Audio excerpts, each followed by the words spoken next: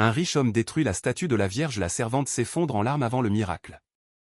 Dans le secret de la vaste cuisine d'un opulent manoir, une jeune femme de chambre, Angela, de confession noire, s'adonnait chaque soir à une prière fervente. Discrètement, elle serrait contre son cœur une petite statuette de la Vierge Marie, son précieux réconfort dans un monde souvent indifférent. Mais une nuit fatidique, sa piété fut découverte par son employeur, un homme dont la fortune n'avait d'égal que son arrogance. Pris d'une fureur incontrôlable, ce riche homme détruit la statue de la Vierge en la jetant impitoyablement dans le feu. Ce qui s'ensuivit, bouleversant à jamais les destins, stupéfia bien au-delà des murs du manoir, ébranlant les croyances d'une ville entière. Loin du tumulte incessant de New York, dans une paisible bourgade américaine, s'élevait majestueusement sur la colline un somptueux manoir. Tous les habitants connaissaient son occupant, Richard Quint, un milliardaire à la tête d'une fortune colossale. On enviait sa richesse, ses voitures de luxe rutilantes, ses multiples résidences et son jet privé, symboles ostentatoires d'une réussite éclatante. Cependant, derrière ce faste éblouissant, Richard abritait un cœur glacial, drapé d'un orgueil démesuré. Pour lui, la foi, la prière et l'existence divine n'étaient que de vaines chimères, seuls les chiffres, le profit et le pouvoir détenaient une valeur tangible.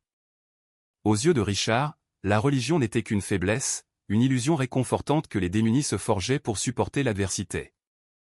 C'est au cœur de ce manoir, reflet de sa puissance matérialiste, que travaillait Angela, une jeune femme de chambre de 23 ans.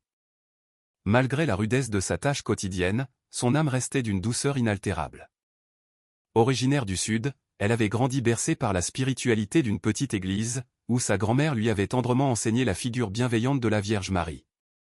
Pour Angela, Marie n'était pas une simple effigie de pierre, elle incarnait une mère tendre, un réconfort absolu, une lumière douce guidant ses pas à travers les jours les plus sombres. Loin de toute attache familiale, ses parents ayant rejoint l'au-delà et son jeune frère placé en famille d'accueil, Angela puisait son courage et sa résilience dans l'inébranlable forteresse de sa foi. C'était sa bouée de sauvetage dans l'océan de sa solitude. Chaque soir, une fois le manoir méticuleusement nettoyé, elle se glissait furtivement dans la cuisine. Là, s'agenouillant sur le carrelage froid, elle murmurait ses prières à la Vierge Marie, la petite statuette offerte par sa grand-mère toujours blottie dans sa poche. Pas plus grande que la paume de sa main, cette effigie avait pour Angela une valeur inestimable, bien supérieure à l'or le plus pur. Elle la déposait délicatement sur le comptoir, inclinant la tête avec dévotion, « Mère Marie, protégez-moi, guidez-moi et pardonnez ma faiblesse. » Ses prières n'étaient pas seulement pour elle-même, mais aussi pour son patron, cet homme impénétrable qui ne souriait jamais, ne remerciait jamais, et dont la seule divinité était l'argent. Un soir, alors que les lumières du manoir scintillaient au loin, Angela, mue par une foi silencieuse, entra à pas feutrés dans la cuisine avec sa précieuse statuette. Elle la posa avec une tendresse infinie près de la fenêtre, où le clair de lune caressait sa petite silhouette. Fermant les yeux, elle murmura une prière sincère, « Sainte Mère, veillez sur cette demeure. Veillez aussi sur Monsieur Richard. Même s'il ne croit pas, je sais que vous pouvez toucher son cœur endurci. » Mais ce qu'Angela ignorait, c'est que Richard, précisément à cet instant, passait devant la porte de la cuisine. Intrigué et agacé par le doux filet de voix, il s'arrêta et poussa la porte. Ses yeux s'étrécirent en découvrant sa femme de chambre agenouillée, les mains jointes, devant la petite statuette. « Qu'est-ce que c'est sornettes ?» aboya-t-il, sa voix tranchant le silence de la nuit. Angela sursauta, son cœur s'emballant, et s'empara vivement de la statuette. « Je suis désolée, monsieur, dit-elle d'une voix tremblante. Je disais juste une prière. » Richard fit irruption, son visage déformé par la colère. « Une prière dans ma maison. Je ne tolère pas cette folie ici. » Son cri résonna dans les vastes murs de marbre. Angela baissa les yeux, serrant la statuette contre sa poitrine comme un enfant blessé. « S'il vous plaît, monsieur, murmura-t-elle, c'est juste une petite prière. Elle ne fait de mal à personne. » Mais le visage de Richard se durcit, implacable. « Nous sommes en Amérique. Les gens travaillent dur. Ils gagnent de l'argent. Ils ne perdent pas leur temps avec des fables. » Il désigna la statuette d'un geste impérieux. « N'apportez plus jamais cette chose dans ma cuisine. Me comprenez-vous ?» Les lèvres d'Angela tremblèrent. Une part d'elle voulait s'élever, expliquer que cette prière était la source de sa force pour affronter chaque longue journée à frotter les sols et à porter de lourds plateaux. Pourtant, elle savait qu'une discussion risquait de lui coûter son emploi, son unique moyen de subvenir aux besoins de son petit frère. Alors, en silence, elle acquiesça. Oui, monsieur. Richard lui lança un dernier regard cinglant avant de quitter la cuisine, ses pas résonnant froidement dans le grand escalier. Angela resta seule dans le silence pesant. Ses mains tremblaient en tenant la statuette de la Vierge Marie. Les larmes lui montèrent aux yeux, mais elle parvint à murmurer « Sainte Mère, pardonnez-lui, il ne vous connaît pas encore. » Essuyant rapidement ses larmes, elle remit la statuette dans la poche de son tablier et reprit ses tâches. Au fond de son cœur, elle savait que ce n'était que le prélude à une confrontation inévitable, car dans ce grand manoir américain où l'argent régnait en maître et la foi était proscrite, une tempête était sur le point de se lever, une tempête qui mettrait le milliardaire Richard Quint face à la Vierge Marie elle-même. Le lendemain matin, les rayons du soleil inondèrent la cuisine à travers les imposantes fenêtres du manoir. Angela se leva à l'aube, comme à son habitude, et noua son tablier avec une minutie presque rituelle. Le souvenir de la confrontation de la veille pesait lourdement sur son cœur, les mots glacials de Monsieur Richard résonnaient encore à ses oreilles, « N'apportez plus jamais cette chose dans ma cuisine. » Elle souhaitait obéir, mais comment renoncer à la prière? Sa foi n'était pas une simple pratique, elle était l'essence même de son être. Angela s'acquittait de ses tâches avec une discrétion exemplaire, dépoussiérant les étagères de la bibliothèque, polissant l'argenterie et frottant les sols de marbre jusqu'à les faire briller.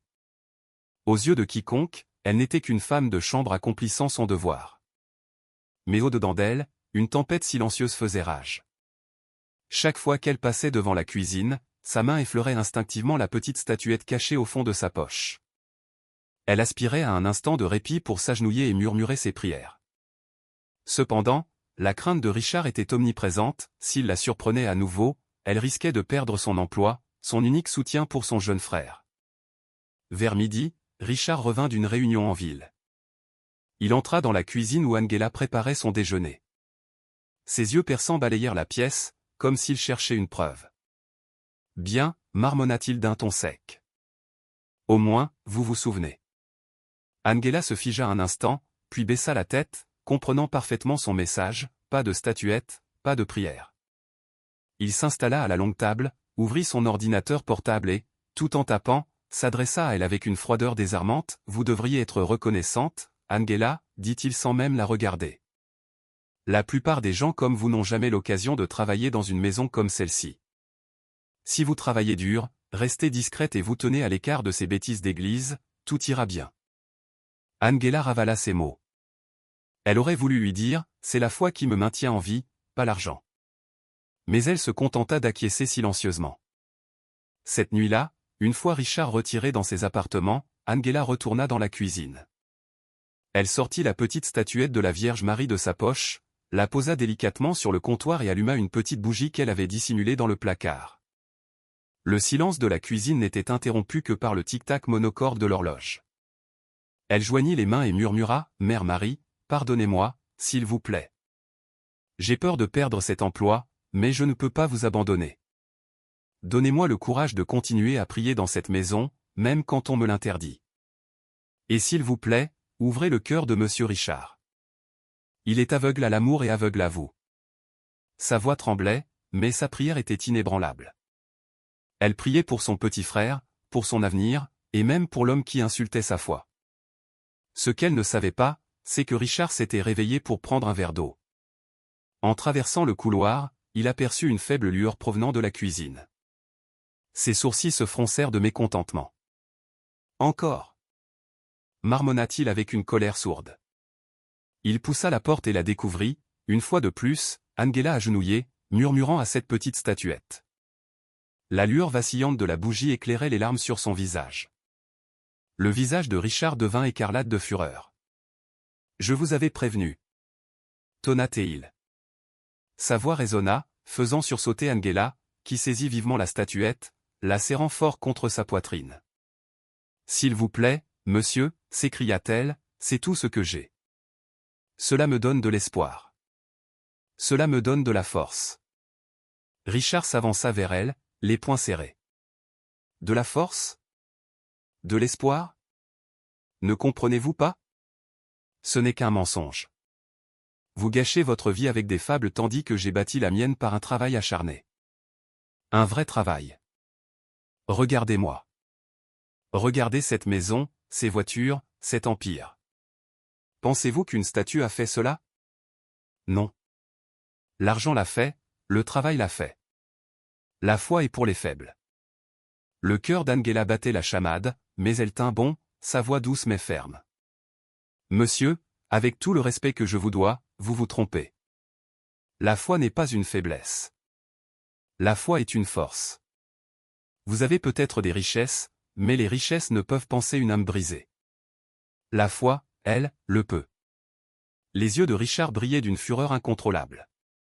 Il arracha la bougie, l'éteignit d'un geste brusque et lui prit la statuette des mains. Angela halta, le suppliant de ne pas le faire. Arrêtez, s'il vous plaît. C'est tout ce qui me reste de ma grand-mère. S'il vous plaît, ne le faites pas. Mais Richard était sourd à ses supplications. Il serra la petite statuette de la Vierge Marie dans sa main et la leva haut, menaçant. Angela, c'est votre dernier avertissement. Si je revois ça, vous serez dehors de cette maison demain, me comprenez-vous? Le souffle d'Angela se coupa. Des larmes roulaient sur son visage, mais elle hocha lentement la tête. Oui, monsieur. Richard laissa tomber la statuette dans ses mains tremblantes. Bien, maintenant, nettoyez ce désordre. Il quitta la cuisine en trombe, ses pas résonnant dans le couloir de marbre. Angela s'agenouilla sur le carrelage froid, serrant la statuette contre sa poitrine. Son corps était secoué de sanglots, mais elle murmura encore, « Sainte Mère, pardonnez-lui. S'il vous plaît, ne l'abandonnez pas. S'il vous plaît, ne m'abandonnez pas non plus. » Elle essuya ses larmes, embrassa la petite statuette et la remit dans sa poche. Son cœur souffrait, mais au plus profond d'elle, sa foi ne faisait que s'intensifier. Elle ne le savait pas encore, mais une nuit approchait, une nuit où son patron irait au-delà des menaces, où sa colère se transformerait en feu, et où ce feu changerait tout. Les jours qui suivirent furent empreints d'une tension palpable à l'intérieur du manoir. Angela accomplissait ses tâches en silence, la tête baissée, les lèvres closes, mais la colère de Richard couvait sous la surface, tel un feu prêt à exploser. Il n'avait pas oublié l'humiliation subie devant ses riches invités, dont certains s'étaient même moqués de lui après coup. Un milliardaire qui laisse sa bonne prier dans le garde-manger? Quel genre de foyer dirigez-vous, Richard? Ces mots le piquaient comme des couteaux acérés. Il avait bâti sa vie sur le contrôle de l'argent, le contrôle des gens, le contrôle de son image. Et pourtant, au sein de son propre manoir, une jeune femme de chambre, n'ayant pour toute richesse qu'une petite statuette, avait osé le défier. Cette nuit-là, Richard était seul dans son bureau, fixant les flammes crépitantes dans la cheminée. Il fit tournoyer un verre de whisky, murmurant entre ses dents, foi, prière, absurdité. L'argent gouverne ce monde, pas une statue, pas une fable. Mais peu importaient ses efforts pour étouffer cette pensée, il revoyait sans cesse le visage d'Angela, ses mains tremblantes serrant la statuette de la Vierge Marie, ses yeux emplis de larmes le suppliant de faire preuve de miséricorde. Cela le mettait en rage, mais, au fond, le mettait aussi profondément mal à l'aise. Pendant ce temps, Angela poursuivait ses prières secrètes. Chaque nuit, lorsque le manoir s'enfonçait dans le silence, elle retournait au garde-manger. Elle allumait sa petite bougie, réchauffait ses mains jointes, s'agenouillait sur le sol froid et murmurait, « Sainte Mère, donnez-moi du courage. Protégez-moi de sa colère et, s'il vous plaît, adoucissez son cœur. Il ne vous connaît pas, mais je crois que vous pouvez encore l'atteindre. » Mais ses prières étaient sur le point d'être éprouvées de la manière la plus douloureuse. Un soir d'orage, Richard rentra chez lui plus tôt que d'habitude. La pluie fouettait les fenêtres et le tonnerre ébranlait le ciel. Angela était dans la cuisine, préparant tranquillement le dîner. Elle pensait qu'il irait directement à son bureau, comme toujours, mais cette fois ses pas se rapprochèrent de plus en plus, jusqu'à ce qu'ils se tiennent juste dans l'embrasure de la porte. Ses yeux perçants balayèrent la cuisine, et puis il la vit. Là, sur le comptoir près de la fenêtre, se trouvait la petite statuette de la Vierge Marie.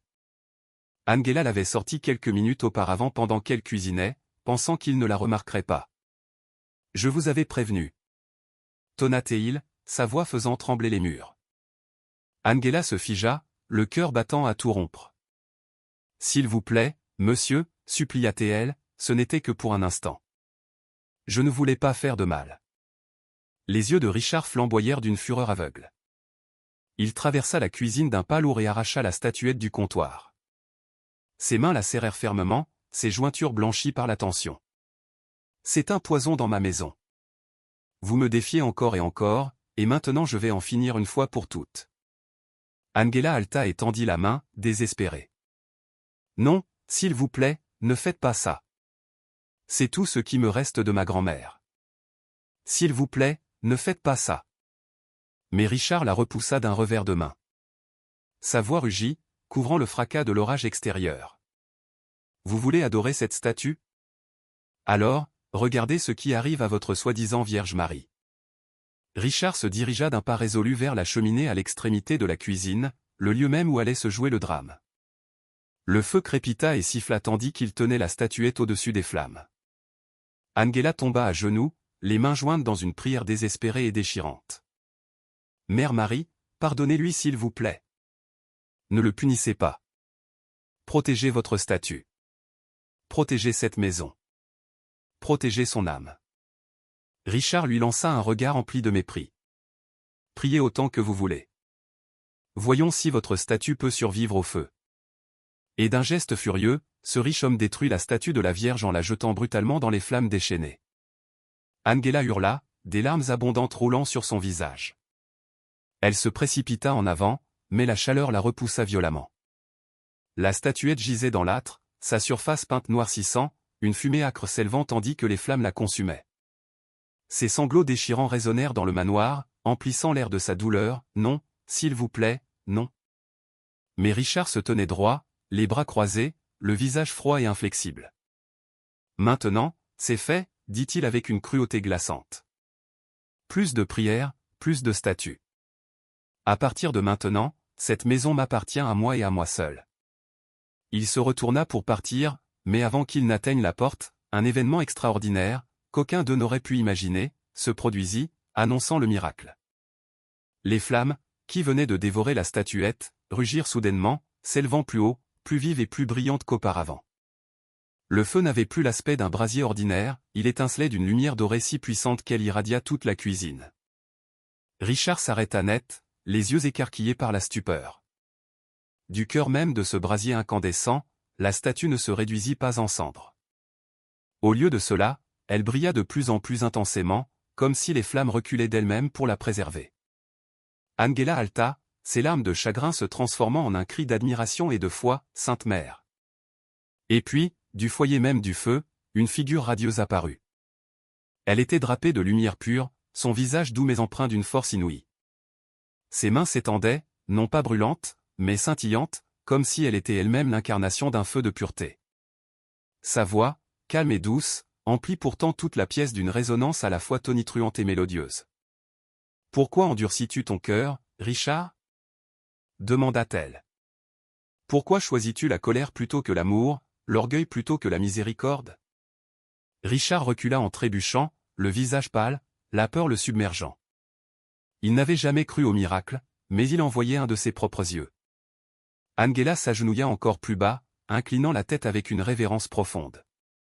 Ses sanglots se changèrent en un murmure de gratitude. « Merci, Sainte Mère. Merci. » Les yeux de la Vierge Marie se posèrent sur Richard, remplis à la fois de tristesse et d'une infinie compassion. « Tu as brûlé mon image, mais tu ne peux brûler ma vérité, » dit-elle d'une voix empreinte de sagesse. « Tu détruis la foi, pourtant la foi renaît toujours. Même dans cette maison de pierre, ma lumière ne sera pas cachée. » Richard trembla de tout son être. Pour la première fois depuis des années, il se sentit impuissant, non pas face à un rival, ni même face à la perte d'argent, mais devant quelque chose de bien plus grand que lui-même. La lumière dorée emplit tout le manoir. Richard protégea ses yeux, mais il ne put détourner son regard hypnotisé. Le visage d'Angela brillait dans cette lumière céleste, des larmes de joie coulant tandis qu'elle murmurait prière après prière. Et là, dans l'éclat de la présence de la Vierge Marie, le milliardaire qui pensait tout diriger réalisa qu'il n'était rien sans elle. La véritable leçon avait enfin commencé. La cuisine, naguère imprégnée de l'odeur âcre de la fumée, resplendissait désormais d'une lumière dorée et douce. Les flammes qui avaient léché la statuette de la Vierge Marie ne ressemblaient plus à un feu ordinaire. Elles scintillaient comme la lumière du soleil, chaude mais non brûlante, tandis que la statuette, intacte et brillante, trônait au cœur de ce brasier sacré, comme si elle n'avait jamais été altérée. Angela demeurait agenouillée, tremblante, ses mains serrées si fort que ses jointures blanchissaient. Des larmes inondaient son visage, mais cette fois, ce n'étaient pas des larmes de chagrin, mais d'un émerveillement profond. « Sainte Mère !» murmura-t-elle, la voix vibrante.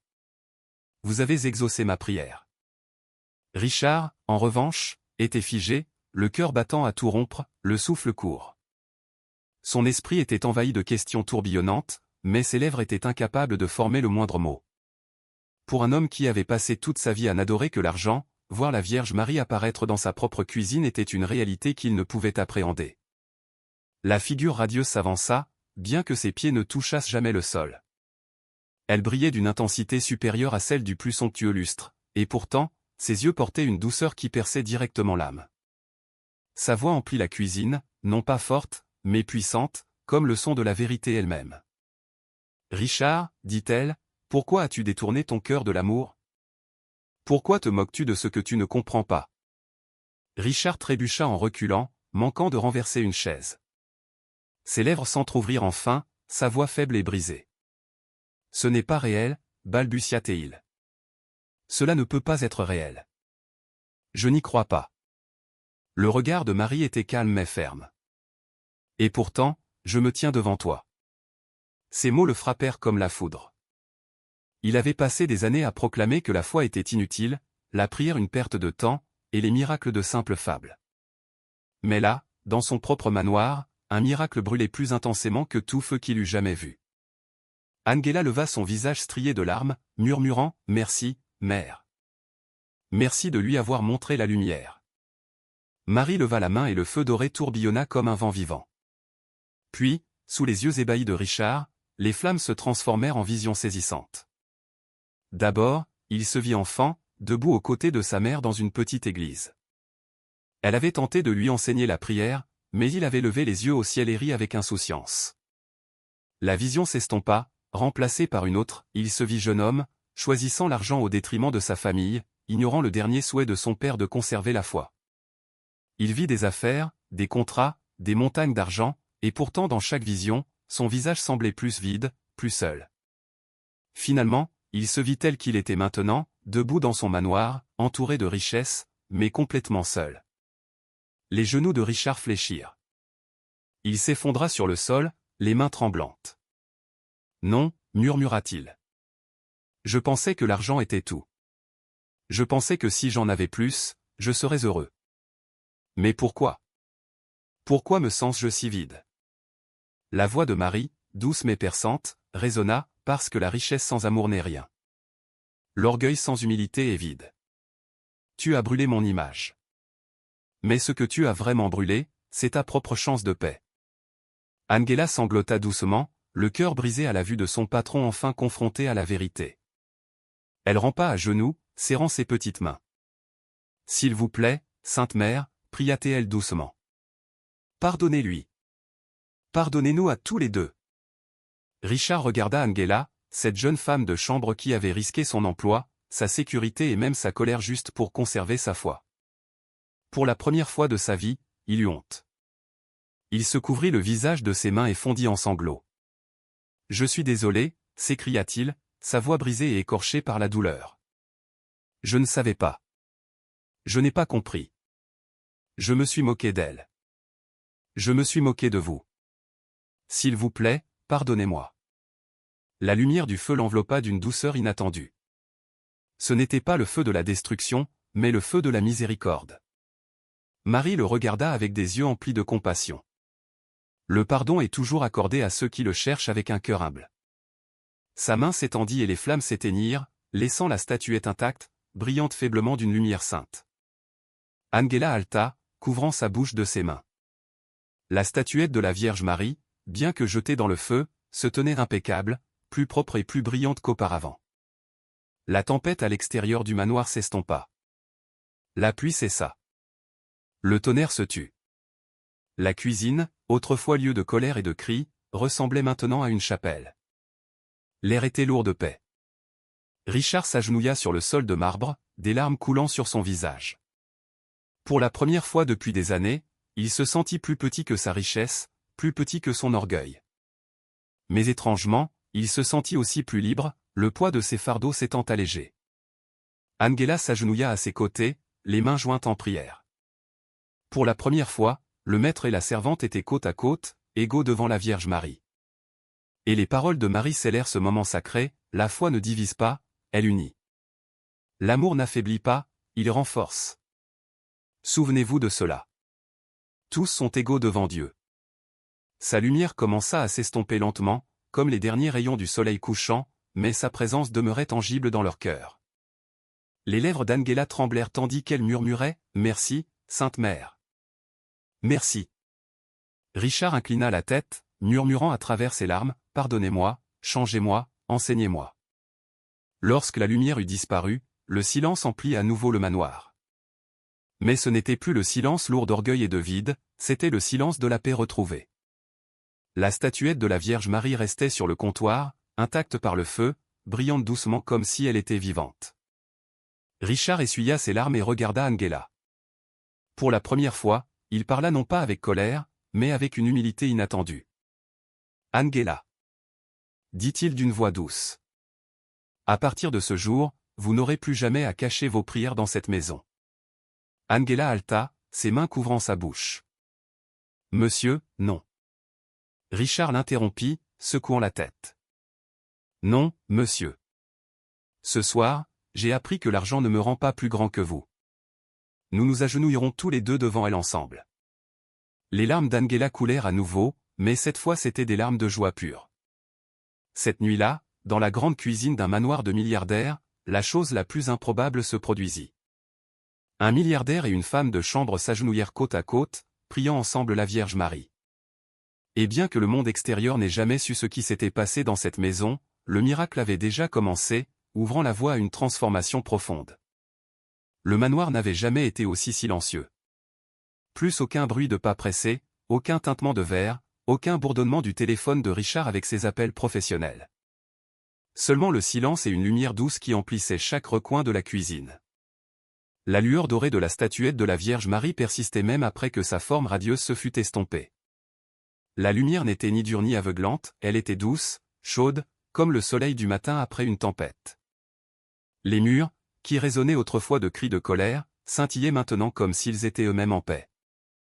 Angela était toujours agenouillée sur les carreaux froids, ses yeux fixés sur la statuette lumineuse, murmurant à travers ses larmes « Merci, Sainte Mère.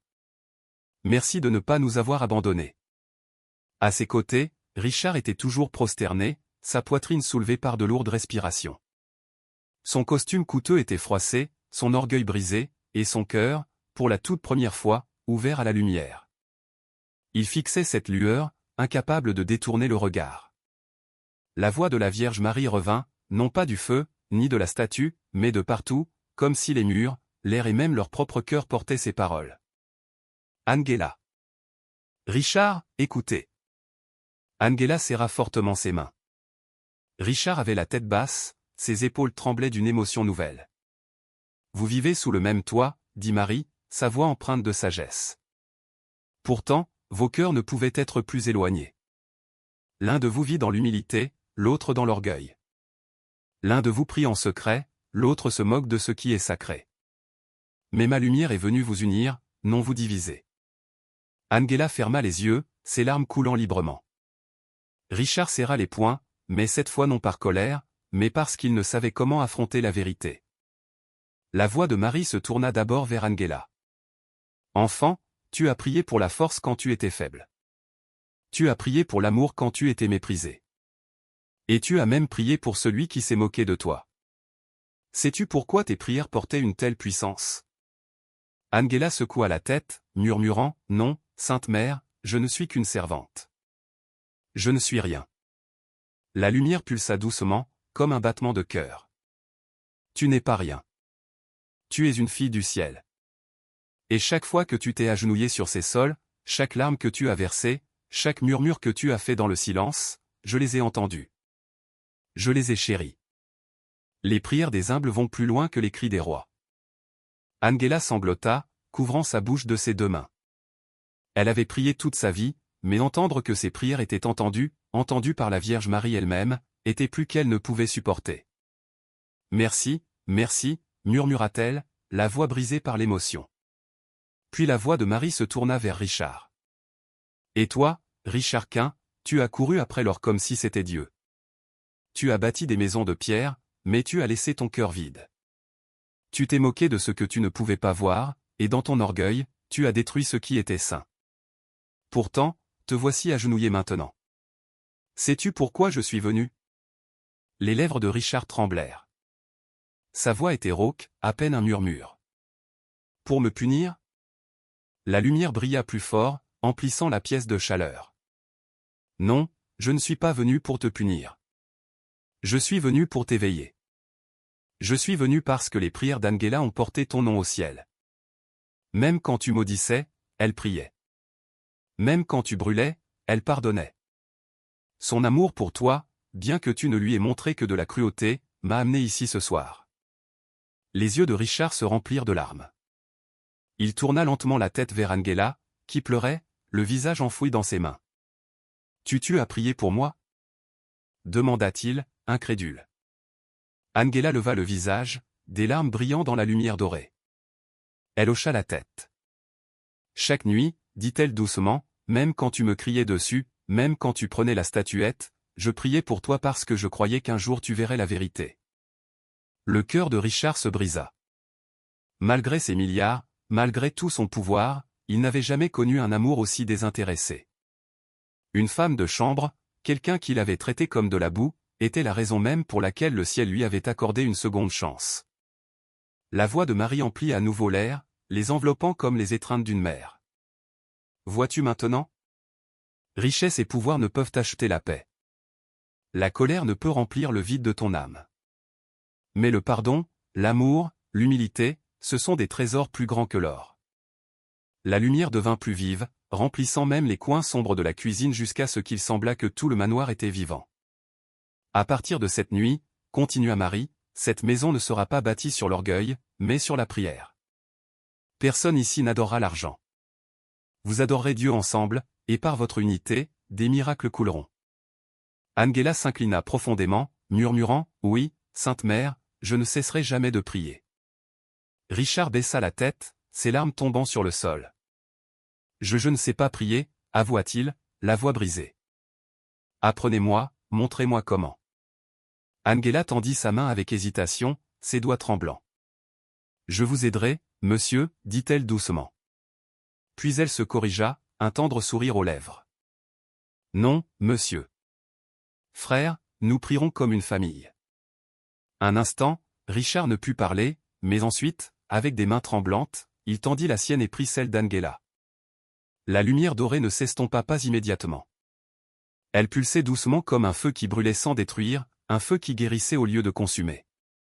Les derniers mots de la Vierge Marie cette nuit-là résonnèrent dans leur cœur, « Laissez ce feu brûler non pas dans la cheminée, non pas dans la destruction, mais dans vos cœurs. » Un feu d'amour, un feu de prière, un feu d'unité.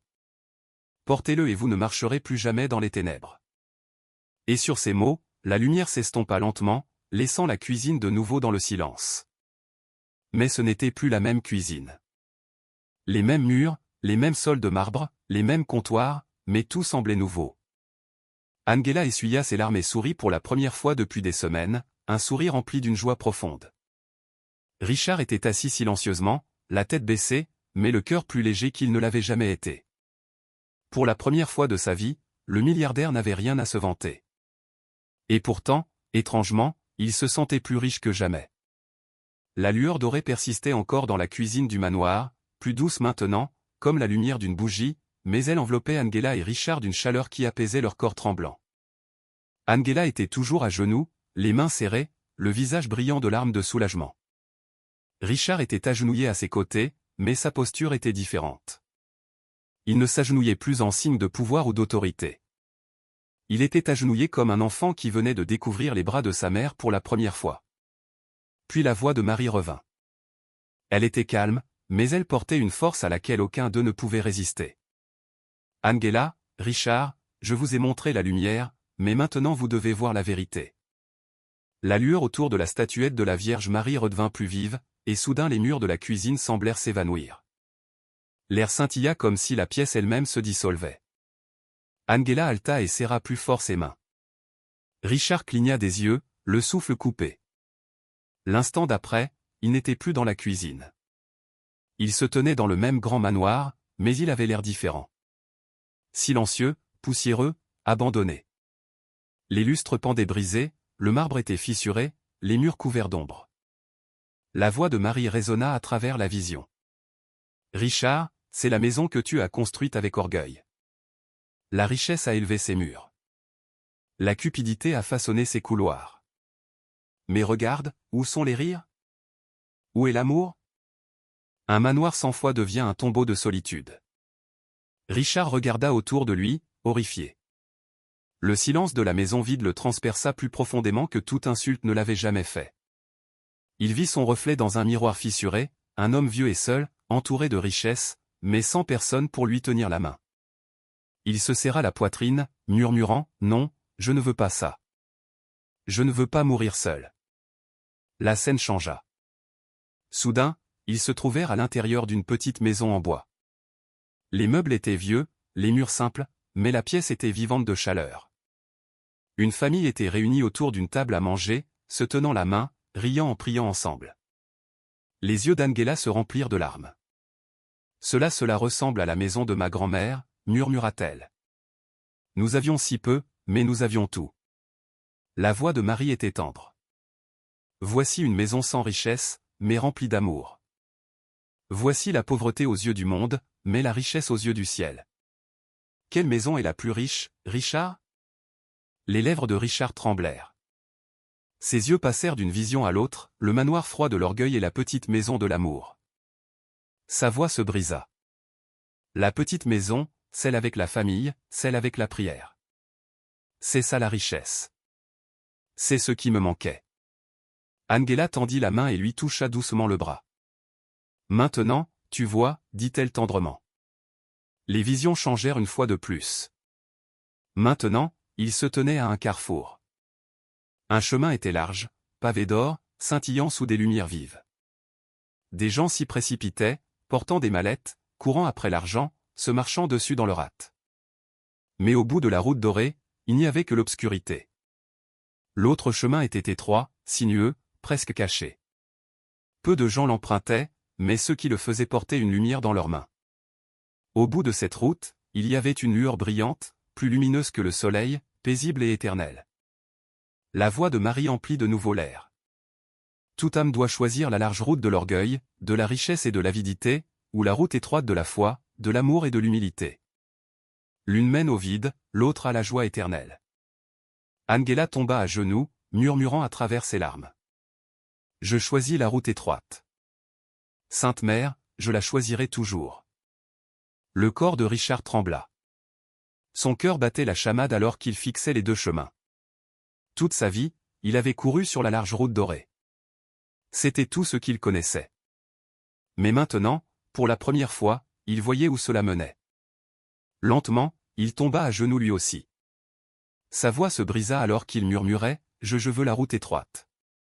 S'il vous plaît, montrez-moi comment. » Les visions s'évanouirent et soudain la cuisine revint autour d'eux, les comptoirs, la cuisinière, les sols de marbre. La lueur dorée était toujours là, mais plus douce maintenant. Richard s'effondra sur le sol, les mains couvrant son visage. « J'étais aveugle, » murmura-t-il, ses larmes tombant sur les carreaux. « Toutes ces années, j'étais aveugle. » Angela posa doucement sa main sur son épaule. « Mais maintenant, tu vois, dit-elle doucement. Et c'est tout ce qui compte. » La voix de Marie emplit la pièce une dernière fois. La foi n'est pas seulement la prière. La foi est action. Richard, si tu choisis vraiment la route étroite, alors tu dois vivre différemment. Partage tes richesses. Soulage les pauvres. Aime ce que tu as autrefois méprisé. C'est ça la vraie adoration. Richard hocha la tête, sa voix faible mais pleine de conviction. Oui, oui, je le ferai.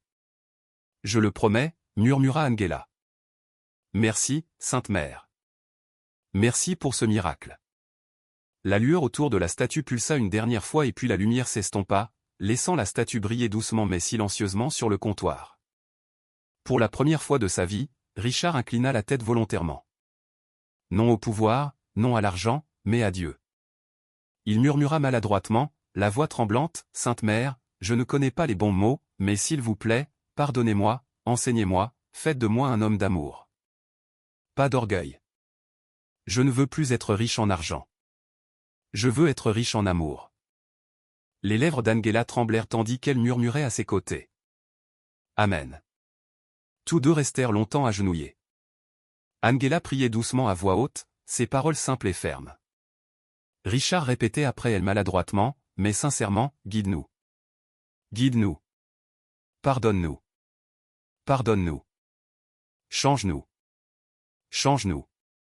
À chaque mot, Richard sentait un poids se lever de sa poitrine. Il l'avait porté pendant des années, colère, cupidité, solitude, et maintenant cela se brisait morceau par morceau. Angela le regarda et vit quelque chose qu'elle n'aurait jamais pensé voir, un milliardaire à genoux, non pas devant l'argent, non pas devant le pouvoir, mais devant Dieu. Lorsque leurs prières prirent fin, le silence emplit à nouveau la pièce. Richard s'essuya le visage avec sa manche, les yeux rouges et clairs.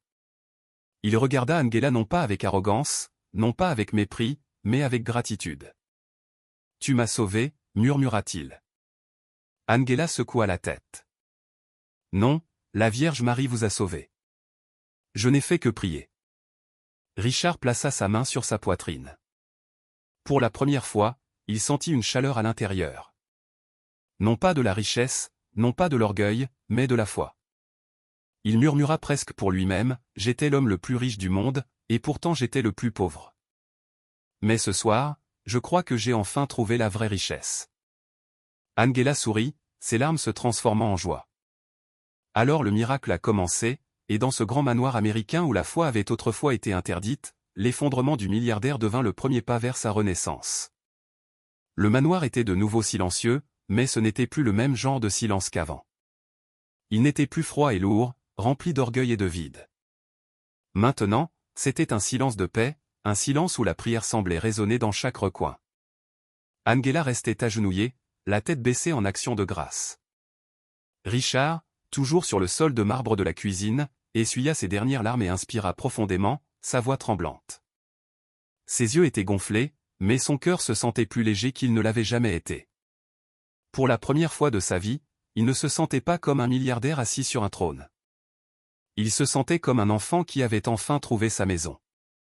Richard se tourna vers Angela. Sa voix était plus douce maintenant, brisée mais sincère. « Angela, dit-il, je vous ai traité pire que quiconque. J'ai raillé votre foi. J'ai essayé de détruire ce que vous aimiez. Je vous ai parlé comme si vous n'étiez rien. Mais ce soir, je vois enfin à quel point j'avais tort. Pouvez-vous me pardonner ?» Les lèvres d'Angela tremblèrent. Elle avait rêvé de ce moment, mais n'avait jamais pensé qu'il arriverait réellement. Des larmes lui montèrent à nouveau aux yeux, mais cette fois ce n'étaient pas des larmes de douleur, c'étaient des larmes de guérison. « Je vous ai pardonné il y a longtemps, » murmura-t-elle. « Chaque soir, je demandais à la Vierge Marie de vous pardonner aussi. » Richard secoua la tête, incrédule. « Même après tout ce que j'ai fait, vous m'avez pardonné ?» Angela hocha doucement la tête. « Parce que le pardon nous libère. Et je voulais que vous soyez libre aussi. » Richard baissa le regard, submergé par l'émotion. « Je ne le mérite pas, mais merci. » Il se leva lentement, le corps lourd de fatigue mais l'esprit revigoré. Il se dirigea vers le comptoir où la statuette de la Vierge Marie se tenait, brillante faiblement dans la lumière tamisée. Avec précaution, presque avec révérence, il la prit et la berça dans ses mains. « Plus de cachette, dit-il fermement. Cette statue ne sera plus jamais jetée au feu. Elle restera dans cette maison pour que tout le monde la voie. » Angela haleta doucement, ses mains couvrant sa bouche. Elle avait prié pour ce moment, prié qu'un jour la Vierge Marie ne soit pas cachée dans un garde-manger, mais honorée dans le manoir. Richard plaça la statuette au centre du comptoir et s'agenouilla de nouveau. À partir de ce jour, cette maison n'appartient plus à l'argent, mais à la foi. Le cœur d'Angela se gonfla de joie. Elle s'agenouilla à ses côtés, murmurant « Merci, Sainte Mère. Merci. » Le lendemain matin, Richard n'était plus le même homme. Le personnel de maison le remarqua en premier. D'habitude, il aboyait des ordres et passait devant eux comme s'ils étaient invisibles. Mais ce matin-là, il les salua d'un doux bonjour et leur demanda même s'ils avaient déjeuné. Le personnel échangea des regards surpris, chuchotant entre eux. Angela sourit doucement pour elle-même. Elle savait que ce n'était que le début. Plus tard dans la journée, Richard était assis dans son bureau, fixant son écran d'ordinateur rempli de chiffres boursiers et de contrats. Pendant des années, ces chiffres avaient été son Dieu, sa raison de se lever. Mais maintenant, ils lui semblaient vides de sens. Il ferma l'ordinateur portable et murmura « Cela n'a pas d'importance si cela n'aide pas les gens ». Cet après-midi-là, il appela son avocat et ordonna que des dons massifs soient faits à des orphelinats, des hôpitaux et des églises de la ville. Son avocat fut stupéfait. « Monsieur, cela coûtera des millions. » Richard l'interrompit doucement. « J'ai dépensé des millions pour des voitures, pour du vin, pour des choses qui n'ont jamais rempli mon cœur. Maintenant, je dépenserai des millions pour ce qui compte vraiment. » Angela entendit l'appel depuis le couloir et des larmes lui montèrent aux yeux. Elle murmura une prière de remerciement. Le miracle était en marche, visible aux yeux de tous. Ce soir-là, alors que le soleil se couchait et que la cuisine s'emplissait d'une lumière orangée, Richard s'approcha d'Angela. « Il y a une dernière chose que je dois faire, dit-il doucement. Angela pencha la tête. « Qu'est-ce que c'est » Il déglutit difficilement. « Je dois demander pardon non seulement à vous, mais à tous ceux à qui j'ai fait du tort, mes partenaires commerciaux, mes travailleurs, même ma famille. Je ne peux pas défaire le passé, mais peut-être puis-je faire la paix. » Angela hocha la tête. « C'est la voie étroite, monsieur Richard. Humilité, amour. » Richard sourit faiblement. « Non, pas monsieur Richard, juste Richard. » Angela rit doucement, essuyant ses larmes. « D'accord. Alors, Richard. » Alors que la nuit tombait, Richard et Angela retournèrent à la cuisine. La statuette se tenait toujours sur le comptoir, brillante faiblement comme si elle était vivante. Ils s'agenouillèrent à nouveau ensemble, côte à côte, milliardaires et femmes de chambre, égaux devant le ciel. Et bien que la Vierge Marie n'apparût pas en lumière éclatante comme auparavant, sa présence était toujours là. Ils la sentaient dans la paix qui les enveloppait, dans la chaleur qui remplissait leur cœur. Angela murmura, « Sainte Mère, merci de nous avoir pardonné. Merci de nous avoir donné une seconde chance. » Richard ajouta sa voix, calme mais forte, « Apprenez-moi à pardonner aux autres comme tu m'as pardonné. Apprenez-moi à aimer, à donner, à changer. Que cette maison soit tienne, pas la mienne. » La statuette sembla briller un peu plus comme en réponse silencieuse. Au cours des jours suivants, la vie de Richard commença à se transformer radicalement. Il vendit une de ses voitures de luxe et fit don de l'argent pour construire un abri pour les familles sans abri. Il visita un hôpital pour enfants et écrivit un chèque qui couvrit les traitements d'enfants dont les parents ne pouvaient pas se permettre les soins. Les habitants de la ville, qui le considéraient autrefois comme froid et arrogant, chuchotaient maintenant avec étonnement. « Avez-vous entendu ? Richard Quint a donné un demi-million de dollars à l'église. Il visite des orphelinats maintenant. Il est différent. » Angela resta à ses côtés, non plus seulement une femme de chambre, mais une sœur dans la foi, un pilier de soutien. Chaque nuit, ils priaient ensemble dans la cuisine. Parfois, Richard trébuchait sur les mots. Parfois, il ne savait pas quoi dire. Mais Angela le guidait patiemment, ses paroles empreintes de sagesse et de tendresse. Et chaque nuit quand ils priaient, la statuette de la Vierge Marie brillait faiblement, rappelant à tous deux que les miracles ne s'éteignent pas quand la foi demeure, vivace et sincère. Un soir, alors qu'ils terminaient leur prière, Richard se tourna vers Angela. Ses yeux brillaient non pas de larmes cette fois, mais d'une paix profonde et sereine. « Angela, dit-il, je pensais être le maître de cette maison, mais ce soir je connais la vérité. Ce n'est pas ma maison, c'est la maison de Dieu. Et vous, vous n'êtes plus ma femme de chambre. Vous êtes ma sœur. » Les larmes d'Angela coulèrent à nouveau, mais elle sourit à travers elles, son cœur débordant de joie et de gratitude. « Merci, Richard, et merci, Vierge Marie. » La cuisine, autrefois lieu de colère et de feu, était devenue une chapelle de paix, et le pardon avait scellé leur changement pour toujours. La ville, perchée sur la colline, avait toujours considéré Richard Quint comme l'homme qui possédait tout. Son manoir se dressait fièrement, ses voitures rutilaient dans l'allée, et son nom était respecté dans tous les milieux d'affaires. Mais désormais, quelque chose d'essentiel avait changé. Les gens qui chuchotaient autrefois son arrogance parlaient maintenant de sa générosité sans précédent. Le milliardaire qui n'avait jamais de temps pour personne construisait soudain des abris, finançait des hôpitaux et visitait même les démunis. À l'intérieur du manoir, le plus grand changement ne résidait pas dans l'argent qu'il donnait, mais dans la paix ineffable qui emplissait désormais ses murs. L'endroit, qui semblait autrefois froid et vide, était désormais vivant d'une force que l'argent ne pourrait jamais acheter, la foi. Et au centre de tout cela, une petite statuette de la Vierge Marie se tenait humblement dans la cuisine, brillante faiblement chaque nuit, comme un rappel éternel que les miracles ne s'estompent jamais lorsque les cœurs s'ouvrent à la lumière. Chaque soir, lorsque le monde extérieur se faisait silencieux, Richard et Angela s'agenouillaient côte à côte devant cette statuette. Il n'y avait plus de secret, plus de prières cachées, plus de peur. L'homme qui l'avait autrefois brûlé avec fureur s'inclinait maintenant devant elle avec une humilité sincère. La femme de chambre qui priait autrefois avec une angoisse palpable priait maintenant avec une joie profonde, sachant que sa foi avait apporté la lumière dans les cœurs les plus sombres et les plus endurcis. Un soir, alors que les grillons chantaient dehors et que les étoiles scintillaient au-dessus du manoir, Richard joignit les mains et murmura une prière. Sa voix n'était pas polie, ses mots n'étaient pas grandioses, mais ils étaient réels, emplis d'une émotion brute et sincère. Sainte Mère, je vous remercie de ne pas m'avoir abandonné. Je vous remercie d'avoir envoyé Angela dans ma vie pour ces prières qui m'ont sauvé. Je promets de vivre le reste de mes jours dans l'amour, pas dans l'orgueil, de donner, pas de prendre, de m'agenouiller, pas de me vanter. Les yeux d'Angela se remplirent de larmes en l'écoutant. Elle ajouta doucement, « Merci d'avoir entendu mes prières, Mère Marie. Merci d'avoir changé son cœur.